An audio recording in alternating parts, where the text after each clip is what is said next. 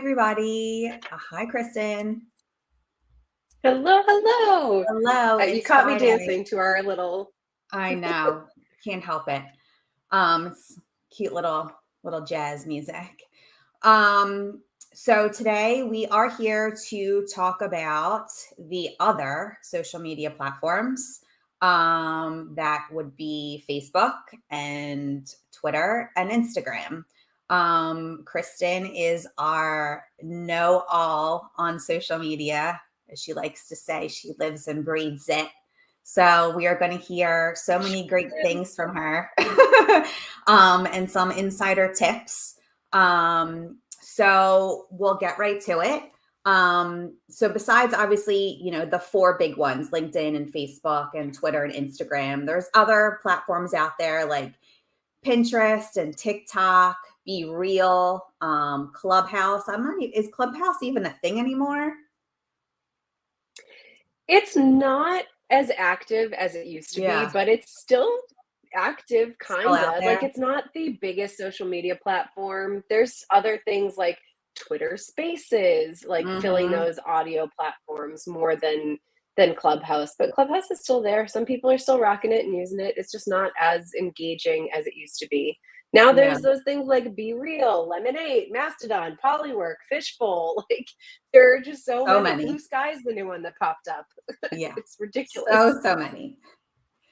But at Lisi, when we work with lawyers and law firms, we try and work with them with their strategic marketing efforts. And we use the big four, like I said, the LinkedIn, Twitter, Facebook, and Instagram, with a heavy emphasis on LinkedIn because we're obviously working with businesses. And another one of Kristen's amazing quotes is that people do business with people, right? They And sure do. I'm a it's broken record. I've said that 4 times today alone. okay. I mean, but it's so true. And business wise, LinkedIn is the number one platform where businesses live and where you want to find your potential clients. And your clients should be on there as well. So we're going to jump into some questions. We'll start off with Facebook. Can you tell us what is so important about Facebook and why businesses should have a presence there? All right. According to research done by Buffer, as of January 2023, Facebook is the number one social media platform worldwide with just under 3 billion active monthly users. That's 3 billion unique Yeah. individuals per month using Facebook. And that's 37% of the world's population. 37%. That's just Wow. huge. So if you're Yeah. not like represented on Facebook, that is a huge potential of people that you're not tapping into. I really like Facebook because because it's the most used platform, it's used across generations. So part of my strategy that I work with clients is building a multi-generational digital marketing strategy to hit all of the generations that are in the workforce, entering the workforce, leaving the workforce, but also potential client bases. And Right. the older generations do tend to be more on Facebook than the younger generations, but Mhm. you still got to have a Facebook. It's part of an omni-channel presence. I know a lot of people are like, oh, Facebook, it's just gotten to be this thing that people scream at each other about, or like have opinions about how I raise my children, or whatever Right. it may be. But what Facebook is really good for is be your content being recommended to people. The algorithm works in your favor, where if you're producing content regularly and putting pictures and posts up regularly, we tend to recommend 2 to 3 times per week for a company page.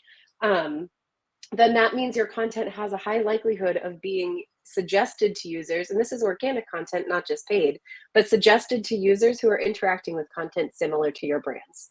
So law firms, it's important to have. Yeah, and as I was preparing for this too, I saw some statistics as far as, what kind of posts are huge for engagement. And photos actually get the highest amount of engagement on Facebook, followed by like status posts, like what you're doing, or there's like different Mhm. things you can select and say, I'm eating here, or, I'm with so and so. And then following that is video. So if you think about it, Facebook originally was kind of like this album of pictures, and it still remains that way. I don't think that's going to change anytime soon. Yeah. No, I don't think so. It's interesting. When I got my first law firm job, this is just a side anecdote. My first law firm job at Sullivan and Worcester in Boston, I was handed a Facebook, and this was in 2013, I think. So this was 10 years ago at Mhm. this point, more than 10 years now. But in 2013, I was handed this like spiral bound book that one of the partners said, "Well, here's a Facebook so you can get to know everybody in the firm." And I was like, I'm sorry, what? What do you mean here's a Facebook? And law firms used to use actual Facebooks. Like it is a literal book of Yeah. pictures of all of the attorneys at the firm with their bios, what their practice is, their Yeah. services, how they can help. And the printed copy I had was from like 1999 or something Oh like my that. So God. it wasn't up to date by any means, but Yeah. I was very grateful for the partner giving me that Facebook so I could Right. flip through and get to know the attorneys who are still there at the firm. It Hmm. was a really great tool. So the fact that Zuckerberg created this online version of what law firms have been using for 40 years or so, Hmm. it's just really great. Yeah. No, that was a great way to get started. So I know at Lisi, and I think even more Robin talks about social proof. It's great for Facebook. Can you explain to the audience what social proof is and why it's important? Yeah, so social proof is this phenomenon that is also called informational social influence. And it was discovered in the 1980s during some behavioral psychological studies, behavioral science studies. And it's the idea that people copy the actions of others in an attempt to emulate behavior in certain situations. So, in the situation of marketing, social proof is when people are looking to purchase a product or service or engage with a service provider, they're looking for reviews or they're looking for recommendations from people they Hmm. know, they like, and they trust to engage with those service providers. Facebook provides a natural platform for social proof because you can not only write testimonials and reviews on company Facebook pages, very similar to Google reviews and Yelp reviews, you can give a star rating to a Facebook page, to a company on a Facebook page. So you've got Hmm. that one tool in your toolbox for social Right. proof and recommendations. The other tool is that if you're part of a business networking group, so I, for example, am a member of the Boston Business Women in Business Networking group on Facebook, and there's like 11,000 members of this Facebook group. Oftentimes, women will just say, "Hey, I'm looking for a recommendation for an estate planning attorney."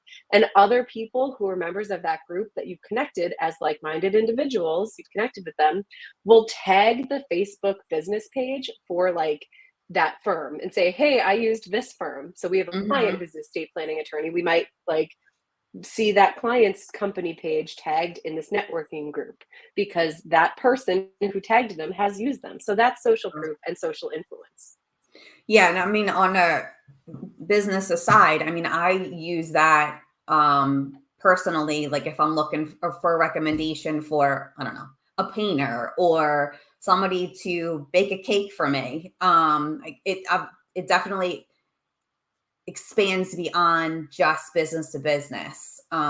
It's a great way to find recommendations, and it is proof that it does work. Um, Exactly.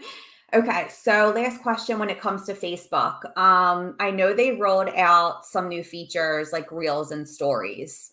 How important is it for businesses to use those? And I know there's the Meta business where, like, for instance, if post on Instagram, it can also post on Facebook, as far as stories or reels are concerned. So how important is it for businesses, law firms to utilize those new features? So there's kind of two different sides of the coin here. For Yeah. stories, that's really important because that's something that, you can put up and it's temporary. That's not Hmm. something that stays up on your Facebook page forever. It disappears after 24 hours. Yeah. So it's a great way to give the users who engage with your Facebook page on a regular basis a look inside the firm. Maybe your firm is having a happy hour. Have someone from the marketing department or an attorney snap a photo to add to the story of like, hey, we're Hmm. here partying with each other because we're people and we like each other. We're not just these amorphous lawyers who are, just siloed into our offices all day. So it really showcases a little bit of your culture and a little bit about the people at the firm by utilizing stories. You can also utilize a story to highlight a new post because when you're on your Hmm. Facebook homepage, you have that story bar where you can scroll through stories of your friends and the company pages you follow right in the top of your feed. So it's easy to just scroll through them and see like all of these quick hitting stories. Hmm. And if you make a post on your company page, share it to your story and just say new post and new blog post up, like go to our page and check out the post, link to the website there. So that's like one useful way to use stories. Yeah. Reels, which has also been coined as Facebook Watch, are really important because people love scrolling through videos. It is the highest performing type of content right now on social media. Video is everywhere. They're trying to emulate TikTok. All of Hmm. the social media platforms are trying to emulate that short form, like scroll through video. And you can simultaneously post your Instagram reels to Facebook. And then the Yeah. nice part about Facebook is, I said this earlier, it recommends your content to like minded users or people who interact with content similar to your Facebook business page. So when you're posting that reel, it's more likely to get served to individuals than your static post or your story or something like Hmm. that.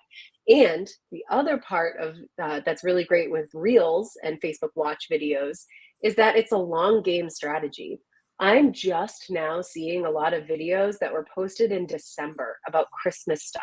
So it's Oh, something wow. that just kind of keeps recirculating in the algorithm, and you can see those older videos that have been repurposed, and you're Yeah. not necessarily tied to that short time frame like you are with a post or a story. Oh, that's great tips. I didn't know that. Um, all right, let's move on to Instagram. I know this is one of your favorites. So Instagram obviously is my favorite it platform. is. So Instagram is, generally made up of influencers, whether they're micro influencers or, the big guys. And, you know, we follow influencers and their whole idea is for us as the audience to buy something or do something based off of what they are portraying. Not gonna lie, I've Mhm. bought quite a few things from those influencers. Oh, so have I. Um, yeah. So besides, an individual just going through and scrolling and, like, oh, hey, I need that. Why should a law firm or a business be on IG? So Instagram is where you can build your community. And your community is, your clients, your referral networks, your, brands who are similar to yours. So your, what I call co-opetition, your cooperative competition.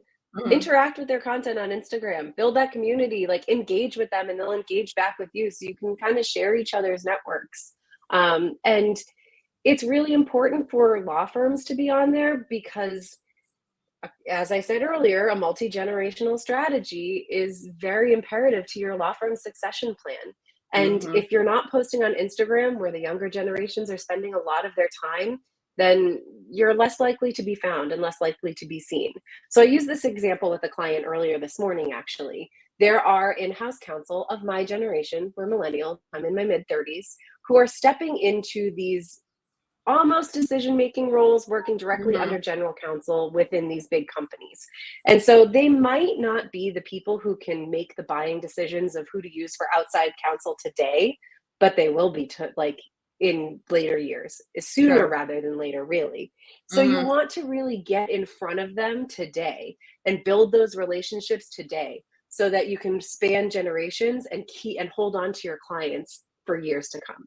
So that's Yeah. just kind of one use case for Instagram. Another thing is a lot of brands are using Instagram as a microsite. There are Mhm. so many different things that you can be posting on Instagram and directing back to your website, or directing to a blog, or directing to specific attorney profiles.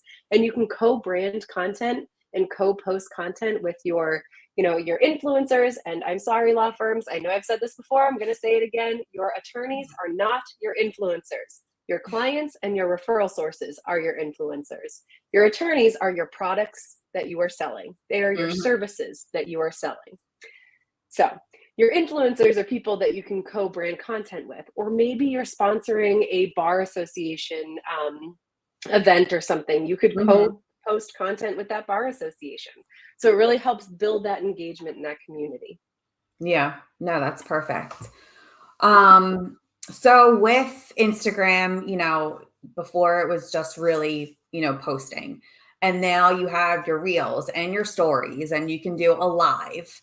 Um, should firms utilize all of those features or should they stick to maybe one or two in order to um, you know, get in front of their audience? Yes. So it's kind of like I guess a tiered approach to that question. If you're just starting out on Instagram, stick to one medium that you're comfortable with. So Mhm. the downside to Instagram is that you must post a visual, whether it be a video, an image, like an infographic, a static image of something, like or a carousel post where there's multiple images. You must associate a visual with your content on Mhm. Instagram. So that's kind of what the downside is there. So if you're just starting out, stick to what you're comfortable with. Maybe you're comfortable with just doing pull quote and like text posts, that sort of Right. thing. So start small and then grow from there. Eventually, yes, you do want to be using all of the things, the stories, the reels, the story highlights on your profile where you can cater different content pillars and like have that stick on the top of your profile forever. You can pin really like important posts with some really juicy content to the top of your profile and the top of your Mm. feed. Your reels too, yeah, you can post a reel so it just goes in the reels feed, but there's also the option to have it show up in your normal profile grid or your normal profile feed. You can Yeah. have it kind of both ways. You can have it just be a reel, or you can have it be a reel and a post at the same time. Yeah. But you do want that healthy mix eventually of all of your different types of content to create, one comprehensive Instagram following or Instagram, profile. Yeah, and I think if you think about it too, everybody consumes information in a different way, and Instagram obviously offers a way to do that in multiple different ways. So, and I like your point about if you're just starting out, start out small and then kind of build from there. Work it into your marketing strategy. Okay, so our third is Twitter. Um, it's a great can't even talk today. It's Friday. Whew. Twitter is a great platform for quickly connecting users to, what's happening. More like news focus, I would say. How do you suggest firms implement Twitter into their strategies? So, as everyone knows, unless you've been living under a rock, Twitter has gone under some leadership changes and Yes. some operational changes recently. Yes. And there are Twitter's a really important platform to help you break into the news cycle. So if you're trying to get quoted, or if you're trying to position yourselves as a subject authority on the subject matter of your, practice area, you can't call yourself an expert as an attorney. That is against your attorney advertising ethics guidelines. Mhm. But if you want to position yourself as an authority, subject matter authority, as something in your practice area, post about it on Twitter. Share third party content, retweet a lot of content that's out there, follow news sources, follow reporters, and that's more likely to get you maybe quoted in an article about your subject matter, more likely to get you landed in like the regular news cycle. Mhm. It's also a really great listening tool because, to your point, it's what people use to see what's happening. Right. So you can listen to brands, meaning look through all of their postings and such. And really just, you know, hear what's going on in your community, what your competitors are doing, what your peer firms are doing, what your friends are doing, like what's happening in your city, just all of these Mhm. different things that you can maybe tap into and utilize as part of your news cycle. Twitter is increasingly more difficult to grow a massive following. It's not as, I don't want to say it's not as easy as Facebook or Instagram or LinkedIn, but it's you know, you have to have this measured effort, daily posting, daily engagement to really grow a huge following. But the operational changes that recently Twitter has gone through has come with an algorithm update that is Mhm. now serving recommended tweets to Right. users on the platform. And it Mhm. doesn't necessarily matter how many followers you have. What matters is the subject matter of your tweet. Are you using the right keywords? Are you using the right hashtags? And that tweet can get served to people who interact with tweets of the similar nature, of similar content. And that's more likely to get you noticed on Twitter than before. So that's an exciting update. No, that's great. Yeah, I mean, Mhm. I think some final takeaways from this, like summing it all up, is know your audience. You definitely want to incorporate those big four platforms into your marketing strategy. If you're starting out new, start out small. Um, and there was another thing I was going to say, and it totally escaped my brain. So good. I Some got people one. add to that. Go ahead. What did you say? Start with one platform. Yeah. Start with just one and then grow from there. If you go all in and think you have to post every single day on every single platform, you're going to burn yourself out. Yes. There's a 100%. reason I'm not posting to my personal social media channels every day, because I have at least 10 law firm social media channels that I'm overseeing the content and engagement for. Mhm. So I love social media. It's my favorite part of my marketing job is to do social media stuff. But Yeah. it is, you know, you got to preserve yourself a little bit. So if you're just Yeah. starting out, pick one Yeah, and and I go from think there. so. I think too that not, while we say you should be utilizing all four, sometimes maybe three of the four makes sense for your business. So you really just need to dive in and see what makes sense and where your audience is so that you are connecting with them. Um, any last minute things that you want to bring up before we hit the road for today? Now, I could talk about social media for I know. hours. I mean, our live streams tend to be around 15 minutes. We're already over 20. So I know. It's all I right. know. There'll be a master class at some point. I just know it. Oh yes. You know, we've done the LinkedIn masterclass. I am waiting for the day to do an Instagram masterclass. Oh, Yes. I guess one quick thing. Yeah. Meta, Facebook and Instagram, is a really powerful advertising tool that so many law firms have not tapped into yet, Yeah. especially the B2C practice areas or the private client practice areas. So, personal injury, estate planning, and Mhm. family law. Those like very private client and, you know, business to consumer, direct to consumer practices. Yeah. Think about maybe tapping into some advertising on Facebook and Instagram, the Meta platforms. It's inexpensive to get started, and you can Mhm. really cater your audience and drill down to a very specific subset of people. So it's a Yeah. powerful tool. No, it's a good point. Good last tip. Thank you. Well, it is Cinco de Sorry, Amanda. Mayo. I almost forgot. So happy Cinco de Mayo to you and to everybody that's out there listening or re-listening. Tune in next Friday. We will have a Ask Me Anything with myself and Robin Addis on personal branding. So you want to make sure you tune in on on LinkedIn next Friday. Thank you for joining me today. It's been a little while. Yeah, thank you for having me. It's been a while since we've gotten up on one of these live I streams. know, I know. So everybody have a great rest of your weekend and we'll see you soon.